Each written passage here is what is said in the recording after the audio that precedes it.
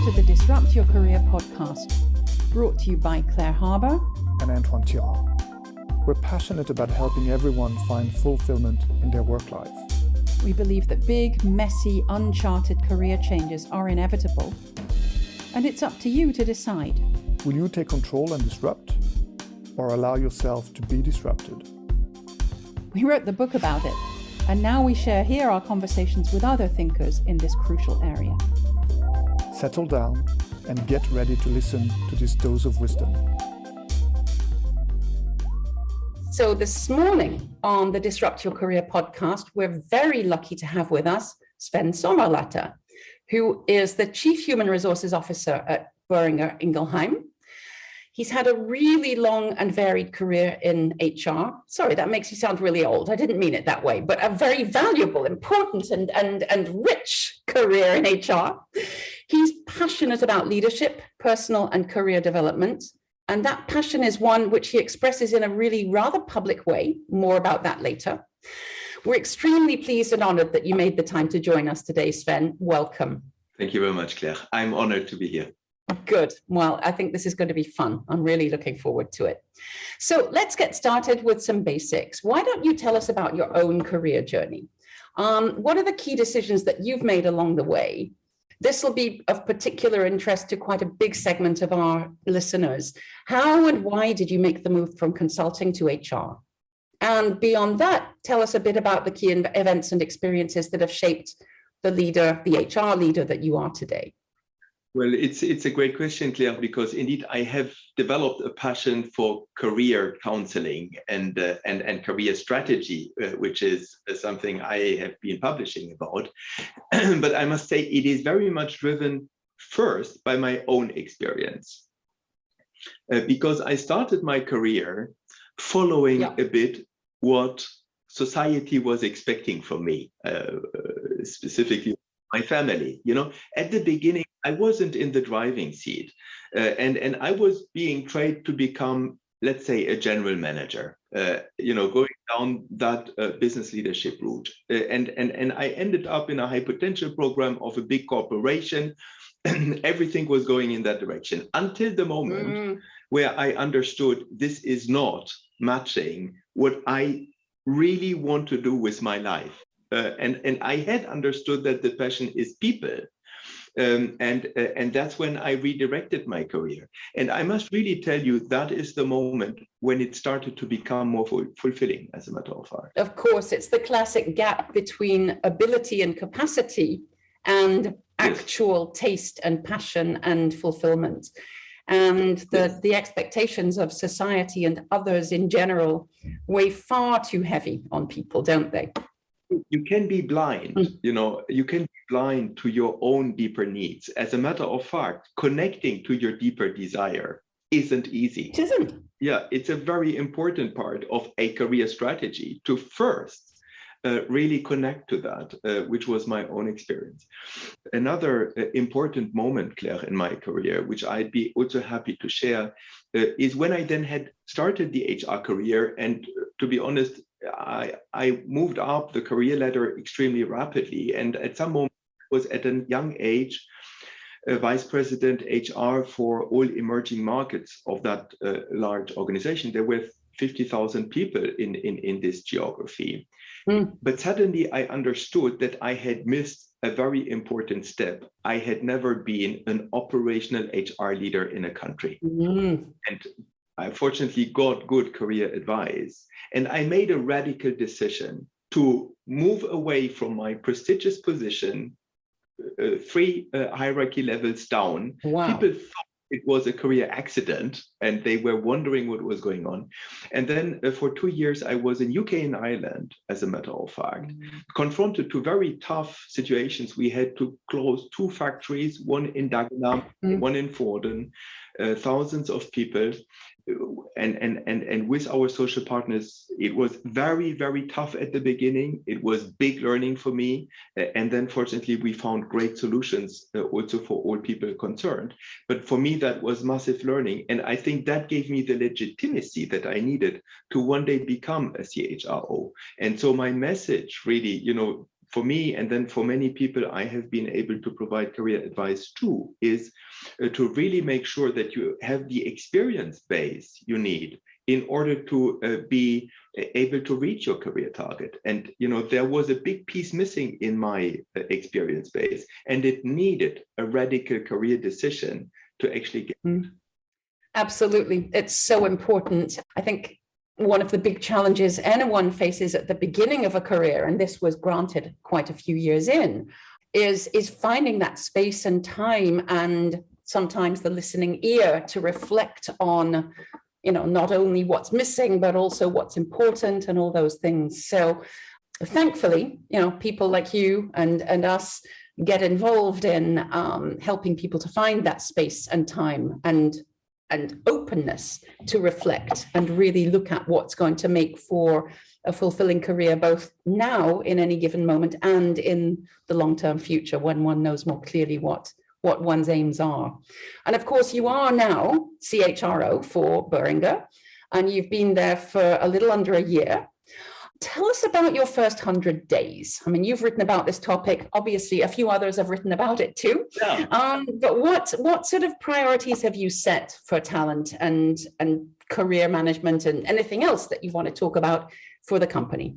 And Claire, it is very interesting when you read that literature. There are really two schools, because there is the one school that says any action you haven't taken in the first 90 or 100 days, you will never ever take. Yeah. And the others say, if you do not just listen and take no action, then this is information you will never ever get. And it is exactly opposite, as always, I think there is no right and wrong, but you need to be aware of those schools of thought and then make your own decision. My decision was to go into the listening mode as much as I could and as long as I could. You need to blend, of course, because in the end, reality is such that you cannot just do nothing but listen for 100 days. Yeah, you'd probably find that the third paycheck didn't arrive, right? It is true. But still, I really have spent enormous time, lots and lots of discussions to also understand the culture of that organization, because you can't be the head of HR without having reached some level of intimacy with the culture of the organization. And that you can, understand only through observation and listening, and getting deeper and deeper into the spheres of culture, which, as we all know, are deep below the surface of the water, in the iceberg analogy. But then action had to be done as well, and we defined a clear roadmap for HR, a strategic plan. I think that is really important. We have taken a very pragmatic approach. It is a 5-year plan. It is addressing, the most critical aspects, but with meaty projects, including the creation of a Boehringer Ingelheim University, a total budget of above 60 million euros. I mean, we're talking, big bucks here, and a big meaty project, plus many others. So, we gotten our hands dirty already.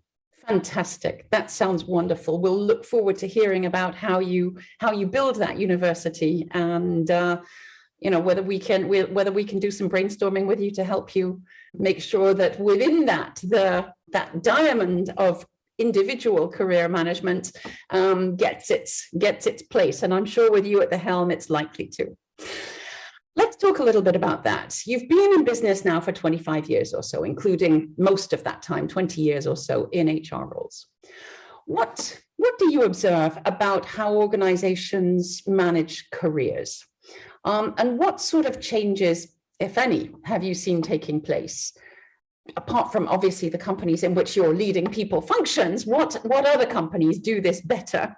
And where does everybody still need to improve? And if you've got some examples of good or innovative practice in the field of career management, it would be really nice if you could share that. Happy to do so, Claire. I mean, first of all, what I would really say, it is a little bit cruel, but we lack of human capital management in most organizations. But now that the job market toughens up, suddenly that resource, human capital, is moving up on the priority list. And that is very interesting to observe. Yes, as its availability moves down, the priority moves up. Exactly. And in a way that is, of course, very good.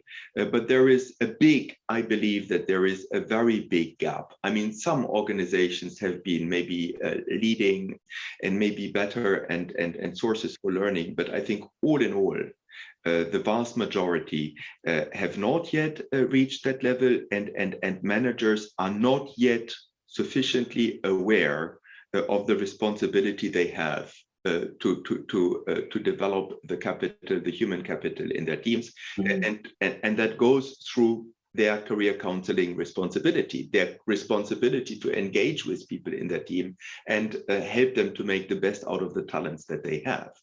And I believe that the best tool for talent management is succession planning. I am not a big fan of, high potential definitions and ranking and so on and so forth.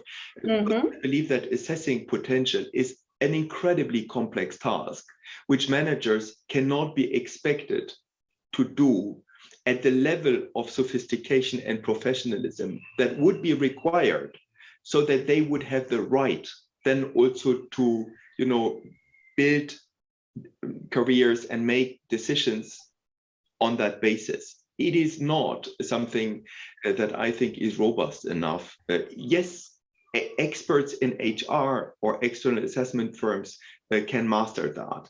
But I am in favor of not using, these kind of definitions when it comes to human capital management more broadly in the organization. What managers have to own and have to be good at is making people decisions in the sense of recruitment decisions. I mean, selecting candidates for specific roles.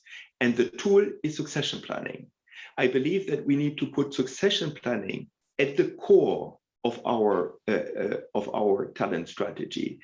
And it should be a two-way street. And that is, to answer your question, where most organizations are not yet good at.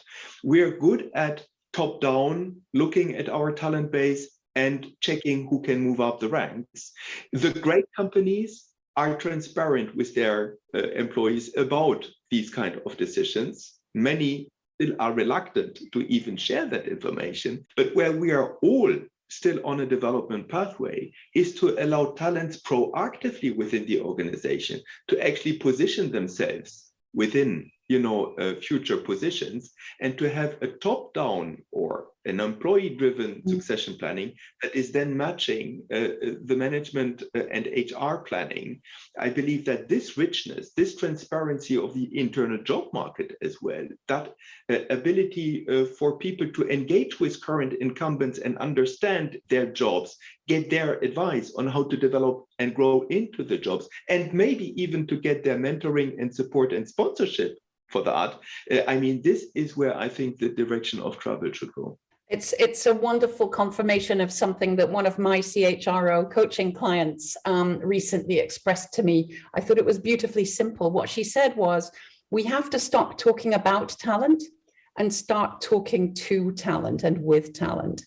Yes, absolutely. My message to my HR business partners in Boehringer Ingelheim is, I expect that you spend 50% of your time talking to talents. It is the core of our business. We're not process people, we are people. Yeah. And our rally cry now is passion for people. We need to put people and talents absolutely back into the center of everything that we care about. Indeed. Let's move slightly on, not very far, but let's develop a bit more into this sort of current challenge of the Great Resignation and growing labor shortages. We all know that as the job market heats up, then companies are more and more frantic to hire, to reskill, to upskill, whatever it might be. What we're really curious about, because it's at the heart of what we do, is this question of openness that companies have or generally don't have to the sort of profiles that we get excited about. Those people who've accumulated the benefits of multiple and disruptive career transitions and yet who may not tick all the boxes on the experience of the field or the function? Well, in a way, I cannot agree more. So to say, yes, we need to have broad careers and not narrow careers. I spoke about the experience base that is really important. Now, it doesn't mean that just broadening the experience base is sufficient. I mean, you need to establish an experience base that is fit for purpose, suitable to reach your career target. That's how broad it should be. But yes, I mean, much more transversal moves are critical. I think that in the scarcity of the talent situation that we're now confronted to, which is in reality, I think, in a way, great news, because it will require much more professional work and much more professional approaches.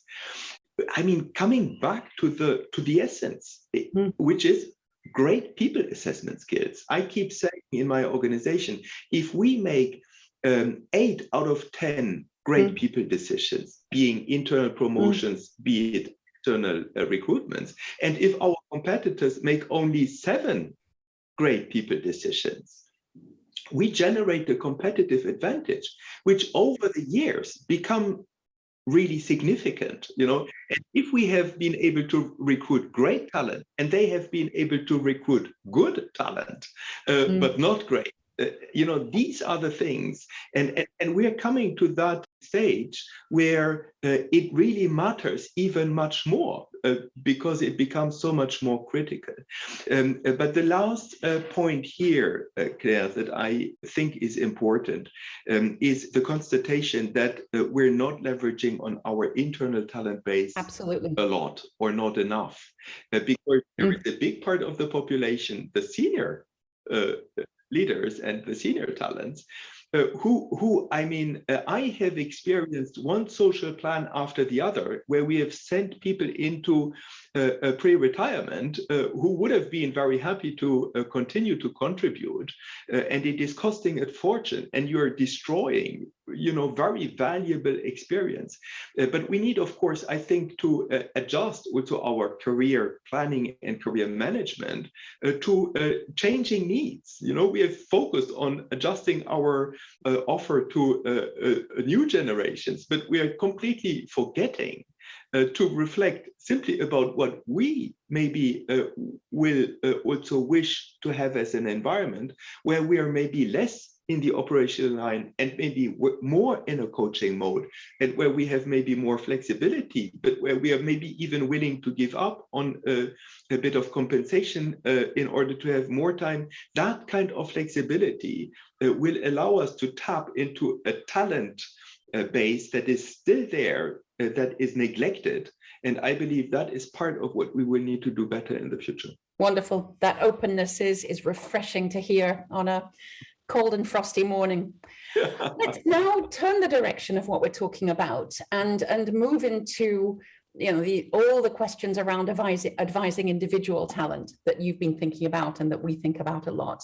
This idea that in any equation about somebody's career, there's an individual who is needing to manage his or her own career and functioning within the organization. So we've talked a lot about your organizational work. Now let's talk about OTIUM. About 4 years ago, you started to write and publish videos on YouTube.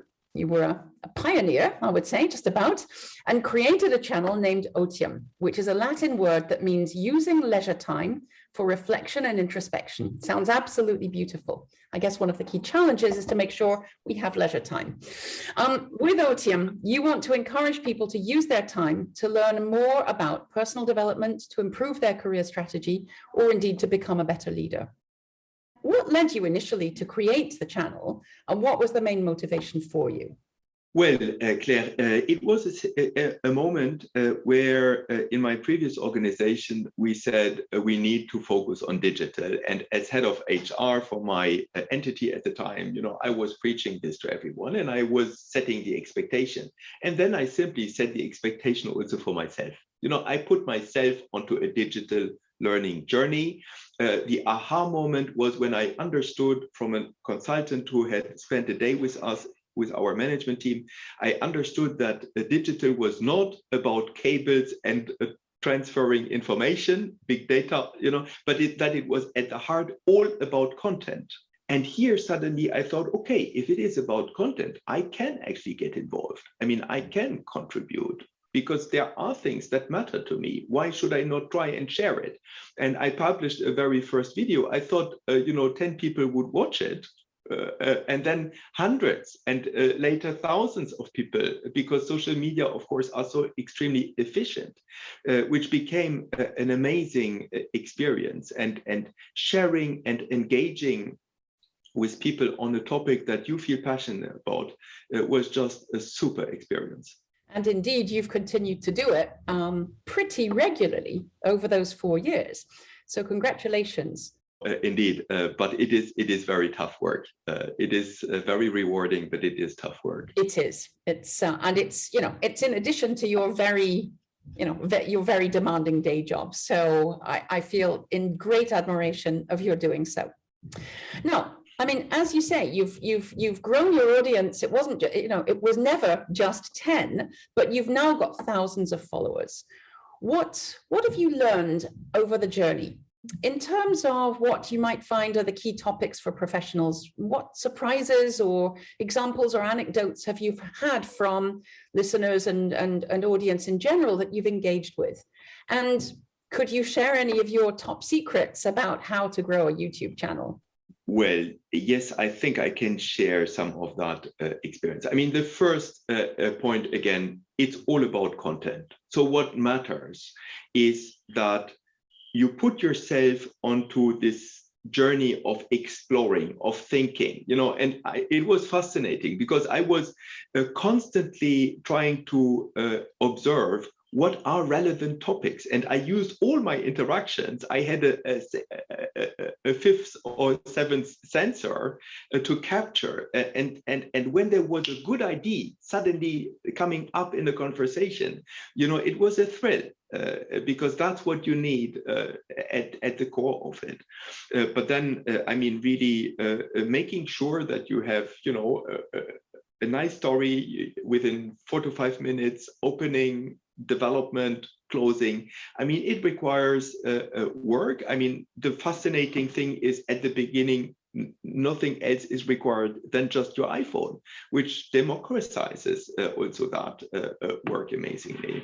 The finding was these tools, these social media in general, and then you can decide which ones to use. I decided indeed to establish a channel on YouTube, but also to leverage on LinkedIn and other social media. They have really amazing power. I came then to a point, Claire, after 2 years and a bit and many videos, that I wanted to bring it together. And then suddenly social media was no longer enough. Just a video wasn't enough. And I started a new journey and I started to write a book about career strategy. I've sent this book a couple of days ago in the final version to my publishing firm. Congratulations. No wonder your smile is so big today. It is. It was an amazing relief. But again, hard work, but so incredibly rewarding. This creative work of writing, of thinking, of sharing, whether it is in a book or in a channel, is just something that is truly fulfilling. Well, we can certainly relate to that. We've been there. We also know what that end bit when you really do submit it feels like, and how much pain and sweat comes before that too, but enjoyable pain and sweat. Yeah. Now, let's think about some of the individuals that you've advised and coached and informed and inspired about managing their own careers. Probably hundreds, if not thousands of people. When you think about all of them, what's the biggest mistake that you believe people make, or the sort of trap or pitfall that they fall into when it comes to careers? Well, it is this observation, which I've really found extremely surprising, that leaders, for example, spend a lot of time, a big part of their working time, to work on the company strategy. or on their product strategy. I mean, anyone would say as a leader, you need to define the strategy for the entity you support and so on. We have sophisticated tools and we spend a lot of time and we invest a lot into that. And how much time do they invest into their own career strategy? Very often, no time at all. I mean, how many leaders haven't I had in career counseling who ended up basically admitting that they never had even taken an hour out of their time to really reflect in a strategic way about their own career. And I think that is really the essence. You ought to define a strategy for your career. You ought to have that longer term thinking, and you ought also to actually start it with what we discussed at the very beginning of our conversation, Claire, the deep desire. What is it that I truly want, instead of opportunistically or by expectation from the outside, stumbling into one step after the other, and then suddenly at some moment in time you turn back and you wonder, why did I do that and where do I want to go? But then it is too late, because you need time to build a career and to move in the direction of your dream job, your career aspiration. You cannot lose that time, and I think that would be my main message. Make sure you establish your career strategy. I love the expression stumbling. Again, how many of my clients show up having stumbled through brilliant careers, which never inspired them? So we're absolutely on the same page. I wonder if there's anything else that you could go into in greater depth when you think about beyond this, really thinking about what you want, who it is you are, how you want to show up in your career. If you think about the different stages of career, early, mid, and late career stages, what other advice do you find yourself giving again and again and again beyond the sort of deep purpose and meaning? Well, Claire, it is what I would describe as the diamond principle of career management. Mm-hmm. Diamond has that shape where it is broadening and then it is focusing. That's, the diamond shape. Yes. Going from the bottom part to the middle part and then focusing on the top part. That's how a diamond looks like. And I believe how a career strategy should be structured. And what do I mean by that? At the beginning, you should ensure that you broaden up your experience base. We discussed that also at the beginning. I shared my own experience where I knew that I needed to have the country HR experience. It was about broadening, but then comes a turning point, and that's when you then need to completely focus, because then you need to build on the experience base that you have established and be very, very targeted in ensuring that you can achieve your career target. It is all about achieving the career target, but there are two different, so to say, phases, the broadening and then the complete focusing. And why is it important? For two reasons. I mean, first of all, indeed, the choices of jobs that you will make are different. But secondly, the communication that you will have with senior management, with HR, with recruiters, and so on and so forth, is completely different. And you need to have the right messages at the right stage of your career in order to be efficient. Okay, so crafting those messages, reflecting on them, taking the time to be sure that they're in coherence and alignment with who you are and what you want is something that is clearly needed, and that probably most people are not thinking about until they get the warning, the signal from you that will help them. Absolutely, and as head of HR, when you meet with people and you ask, well, what is your plan? What do you want to achieve now? What is the next step, and why is it important for you in the bigger picture of your career? When people say, well, I'm quite open, Yeah, that's just lazy, isn't it? When you know that they have crossed the line of where the turning point, you can't say at any specific age. It depends on the individuals, on the context. But there is a moment when you know, okay, they must have crossed that turning point. So just being open to everything is no longer a very good idea. Besides the fact that even when you're open, you need to know what you're open for. But Exactly. it's just then it is also not a very good signal, I must really say, because someone who isn't strategic about their own career is probably also not going to be the best leader for the areas they support, I think. Absolutely. Now, as a final question, let's get wishful and have a big vision. As we come to the close of this year, what are your wishes for 2022 in the field of talent? Well, Claire, I mean, first of all, I look forward to the publication of that book that I mentioned. I bet you do. When exactly will it be published, and can we have a title? The title is going to be A Successful Career Strategy and a Practical Guide, and it is expected to be published in the first semester of next year. Very nice. Well, we will look forward to your announcement of that, and we'll do everything we can to promote it and make sure that people are coming and getting your rich advice. Yeah, and I look forward to engaging with people. But the second topic, I think that I look forward, I mentioned it, we're building the Boehringer Ingelheim University. I can't wait to stand in front of the first group, that come together, and I just look forward to that very exciting project. But more broadly speaking, Claire, I must also say, I mean, because of the pandemic situation, I mean, cross moves have slowed down. Actually, career development has been inhibited to some extent because a lot of that was not really possible, or at least not optimal. And I really hope very much that 2022 will allow us to go back into the mode of allowing talents to have international experience, cross-cultural experience, and to be able to leverage again on the full potential of talent management. That's a wonderful wish, and one that I'm sure many listeners will share. Sven, it's been an absolute delight to have you on here with us today. I know that we could go on for hours. I often find myself saying this at the end of a podcast, but we'll respect the listeners and keep it to about this time. We'll be looking forward to all the great news about your book and the university and all the other initiatives that you're bound to be taking on. And in the meantime, I just want to thank you from the bottom of my heart for having shared so openly and freely this morning with us.